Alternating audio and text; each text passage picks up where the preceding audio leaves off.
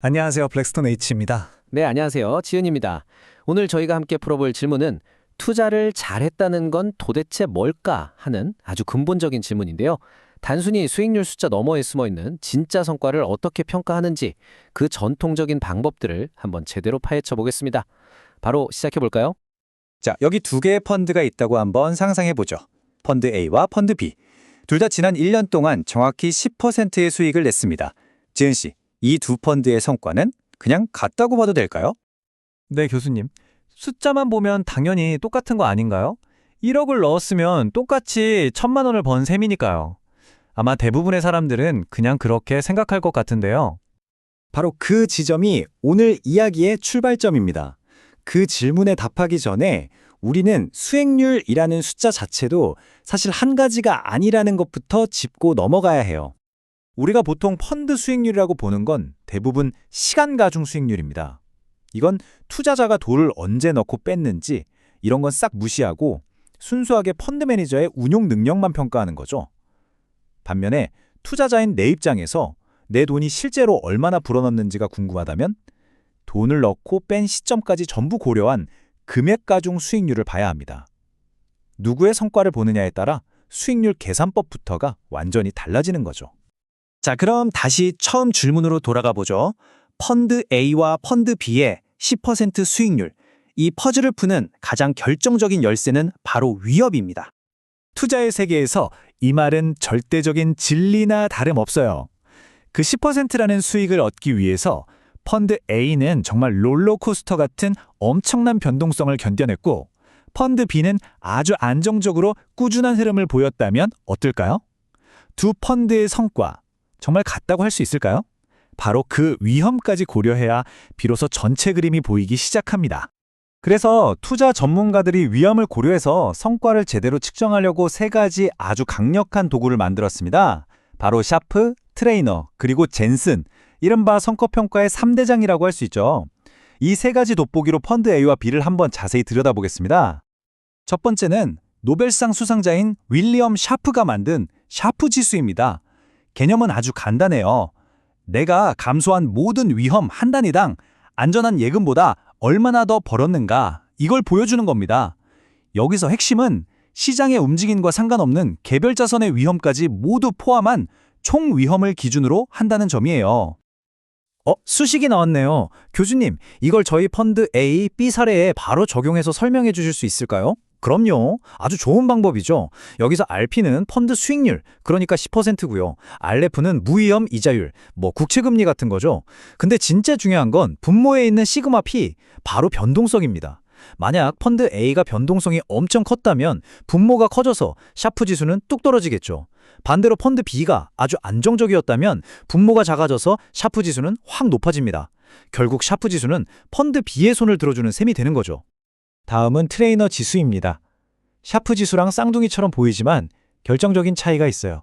트레이너 지수는 분모의 총위험 대신 시장 위험, 즉 베타만 사용합니다. 이게 무슨 말이냐면요. 분산 투자로 없앨 수 있는 개별적인 위험은 빼고 시장 전체라 움직일 때 내 포트폴리오가 얼마나 민감하게 반응하는지 그것만 보겠다는 겁니다. 그래서 이 지수는 이미 여러 자산에 잘 분산된 포트폴리오를 평가할 때 아주 유용해요. 어차피 개별 종목의 자잘한 위험은 다른 자산들이랑 서로 상쇄시켜주니까 오직 시장 전체의 큰 흐름에 얼마나 잘 대응했는지가 중요하기 때문이죠. 마지막 주제는 젠슨의 알파입니다. 이건 앞에 두 지수와는 관점이 좀 달라요. 위험 대비 수익이 아니라 절대적인 초과 수익 그 자체를 측정하거든요. 이 정도 시장 위험을 감수했으면 시장에서는 한 8% 수익을 기대했는데 와 10%를 냈네? 그럼 그 차이인 플러스 2%가 바로 매니저의 진짜 실력, 즉 알파다. 이렇게 평가하는 겁니다. 교수님, 뒤에 대괄호 안에 있는 공식, 이거 혹시 자산가격 결정 모형 CAPM에서 말하는 기대 수익률 아닌가요? 정확합니다. 젠슨의 알파는 실제 수익률에서 시장이 예측했던 기대 수익률을 뺀 값이에요. 그러니까 알파가 0보다 크다는 건 펀드 매니저가 시장의 예상을 뛰어넘는 가치를 만들어냈다는 아주 명백한 증거가 되는 거죠. 자, 세 가지 지표를 한번 정리해 볼까요? 샤프 지수는 위험 관리 능력 그 자체를 묻는다고 할 수 있죠.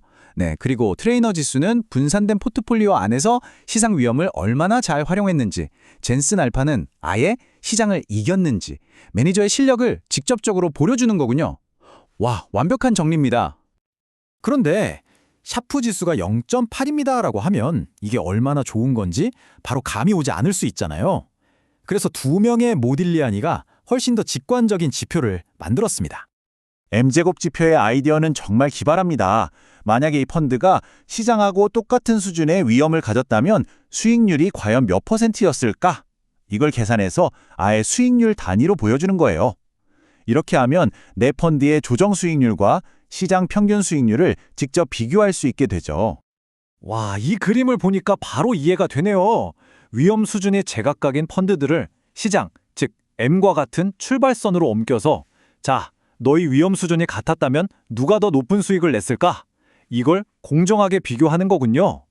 M제곱 값이 시장 수익률보다 높으면 잘한 거고 낮으면 못한 거네요. 맞습니다. 이처럼 우리는 단순히 수익률만 보는 것에서 벗어나서 위험을 다각도로 분석할 수 있는 여러 도구들을 갖게 됐습니다. 이제 이 모든 것을 종합해서 가장 중요한 질문에 답해볼 시간입니다. 네, 교수님. 그래서 결국 투자자인 저는 이 많은 지표 중에 뭘 가장 중요하게 봐야 할까요? 이게 바로 펀드 A와 B 중에 뭘 골라야 하는지에 대한 진짜 답이 될 수 있겠네요. 정답은 상황에 따라 다르다입니다. 만약 여러분이 전 재산을 펀드 A 하나에만 넣는다면 분산되지 않은 고유 위험까지 모두 떠안아야 하니까 총 위험을 기준으로 하는 샤프 지수를 봐야 합니다. 하지만 이미 주식, 채권, 부동산 등 여러 자산에 잘 투자하고 있는 포트폴리오에 펀드 A를 추가하는 경우라면 어떨까요? 이때는 개별 위험은 의미가 없으므로 시장 위험을 기준으로 하는 트레이너 지수나 젠슨 알파가 훨씬 더 적합한 잣대가 됩니다. 이제 여러분은 단순히 10% 벌었다는 말에 흔들리지 않으실 겁니다. 그 수익이 어떤 위험을 딛고 얻은 것인지, 시장의 기대치를 뛰어넘는 진정한 가치였는지 평가할 수 있는 강력한 도구들을 갖게 되셨으니까요. 오늘 배운 내용으로 여러분의 포트폴리오를 다시 한번 들여다보는 것은 어떨까요? 감사합니다.